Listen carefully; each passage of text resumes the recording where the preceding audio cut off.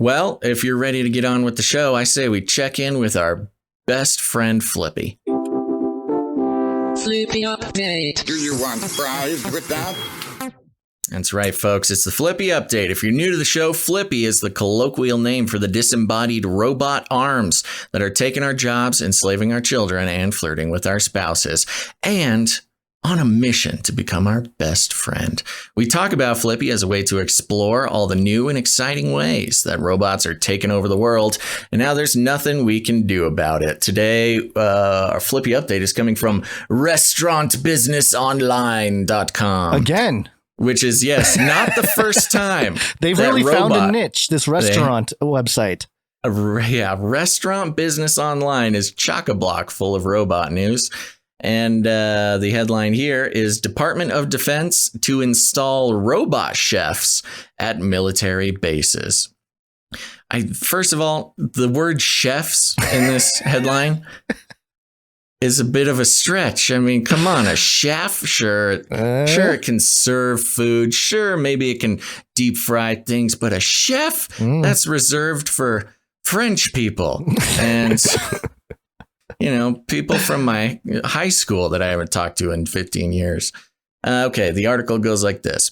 The U.S. Department of Defense's latest recruit is a robotic chef named Alfred.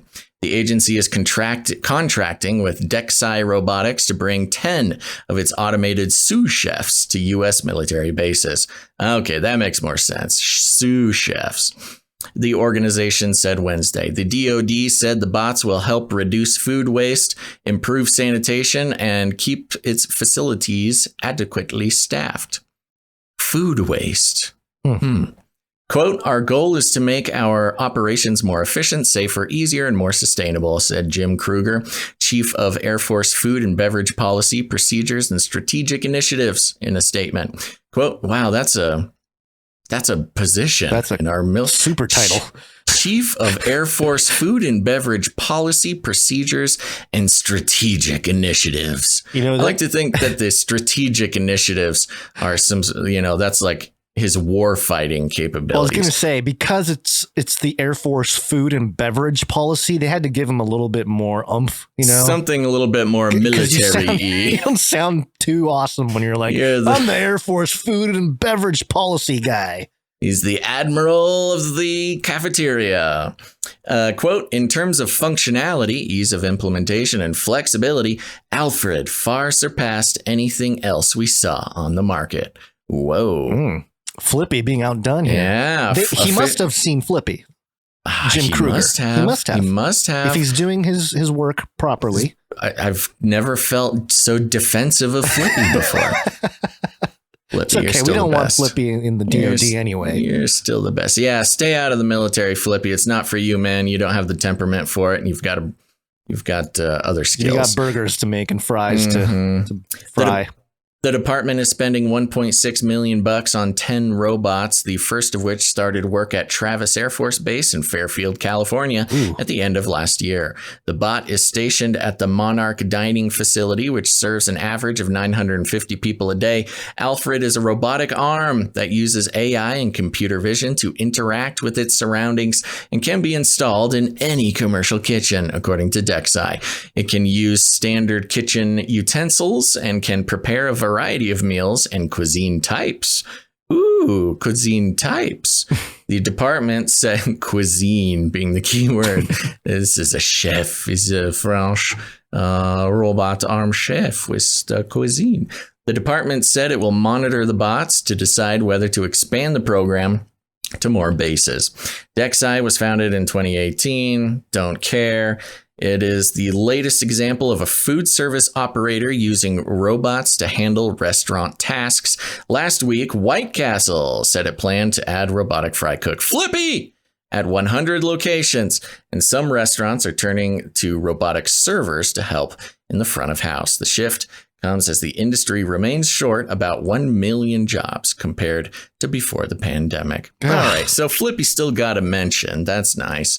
But not so nice that he was mentioned in the same article that the admiral of the cafeteria here says that Alfred's better. They should make the robot arms give what's this guy named Kruger, Jim Kruger, give him a back rub, like a shoulder rub. I'm sure that's one reason why he is so. Maybe he gets a free Flippy, like a free Alfred. You buy 10 Alfreds, you get the 11th free, and we'll keep that one off the receipt there. Jim, you can do whatever you want with that one. I'm sure that's what happened. Some deal was cut. Alfred is the perfect name for an evil nemesis for Flippy. Mm-hmm. You know, because Flippy is kind of a cute name. It's kind of a colloquial type of thing. It's kind of I don't know. It's just friendly, Flippy, friendly Flippy. But Alfred is sort of like the assistant to Batman. Yeah, that too. But Alfred, he's kind of like stuck up a little bit. He went to private school. Right. He's got a bit of a mean streak. He's in the military. Makes sense. Yes, comes from a military family. He looks down on burger flipping robot Flippy. Right. Oh, you flip burgers? I can create. I'm a sous chef. Let's get serious here. I can prepare a variety of cuisine types, Flippy. Go ahead, fry your burger. So I think this is Alfred, needs to take his place in the Canaryverse as sort of the nemesis of Flippy. Yeah, it's like the high society. Mm-hmm. Whereas he looks Flippy's down on Flippy. Yeah, very much so. Alfred is kind of like classically trained, fancy boy, and looks down on our working class Flippy. Is this a picture of Alfred? The arm? Yeah. It says, I don't know. It is. It says why Alfred they would in put action. A picture of a different one. Well, because you know how they are. News agencies. Stock. It is captioned Alfred in action at Travis Air Force Base. I don't see anything different about. I actually would say Flippy has more range. Alfred's got curves, man. Alfred does have curves, and I'm counting an extra couple joints. Yeah, I see that. Yeah, he's got a couple extra joints. He looks like the fancy stuck-up version of Flippy. He does. He's a little more sleek. Yeah, a little bit more sleek, a little sexier, a little more aerodynamic, more joints. Well, we're still on Team Flippy. Again, never thought I would defend Flippy, but you're my boy, Flip. Do people have to replace like in this picture, it's picking salad out of the thing here. Mm-hmm. Do the humans have to replace when the lettuce when it gets low? And does Alfred get mad when there's no salad to? Yeah, no more salad. It's like what's that guy's name from Hell's Kitchen? Oh, the mean chef man. Yeah, someone in the chat will know. I'm not. It's not on top of mind. Who's the mean chef man? Chat. Who's the guy from Gordon something? Joseph Gordon-Levitt. No. Gordon Ramsay. Yeah, there you go. Yes, Gordon. He's the Gordon Ramsay of the robotic arms. And yes, if that salad bucket gets low, he's gonna smash those tongs right in there. God in the metal. Bless metal on metal. Private is responsible for refilling that. But to take just a slightly more analytic tone for just a second, we're having fun with this one, but. It just goes straight back to the sort of original issue with Flippy and all robots taking this sort of repetitive menial jobs. In the military, who's usually doing the sort of grunt work in the kitchen? You'll get some sort of private, some sort of lower level guy who, maybe wasn't approved to go to battle in the field or, didn't pass his jet lessons or something.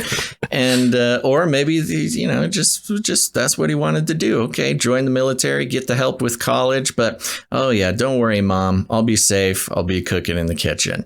Well, now with the robots doing that job, I can't think of old Bryce is gonna need to find another job in the military. Bryce didn't. He was in the military, but he didn't quite make it to where. Well, who knows? Maybe he had a passion for cooking and couldn't afford culinary school, so joined up in the military, cooked for the military for 4 years or whatever the contract is nowadays, and then go off and fulfill his dreams. Well, sorry, Bryce. you got to find another way, buddy. Yeah, I suppose. Well, that's, I guess, part of the entire pandemic agenda was likely the unleashing of the robots. I mean, we've said that since the moment they locked everything down. That was one of our things was, hey, this is an opportunity for Flip. We're going to start seeing Flippy everywhere because no one's working. And it says in the last sentence, the shift comes as the industry remains short about 1 million jobs compared to before the pandemic. So, you know, it's so funny and also hurts a little bit. Because we've been reporting on Flippy for many years, like 5 years now. You wanted to invest in it. Yes, I would get the Miso Robotics investment pitches. And, you know. Oh, you would have had a job with round after round after round after round of investment. Starting, I mean, I think the first time they reached out for investment, it was like $1 or something per share. Because we see those memos go out, right? The seed rounds or whatever. And I don't know what it's at now, but yeah, again, another example of us or me. I don't know about you, but me not following my own dang advice. I've been talking about Flippy, you know, becoming the standard for a long time, and I had the chance to invest, and I didn't, and here we are. But you know what? I would the silver lining to that is your reporting is not compromised. If you were invested in Miso Robotics, you would have a different.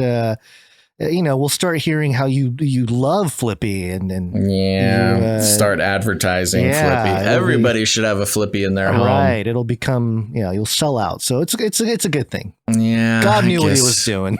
I guess you're right. Trying to look up the Miso Robotics stock price right now. Okay. I don't think they're public. I think it's all private investment. Do you have to be accredited to do it? I think that's one of the reasons why I didn't do it.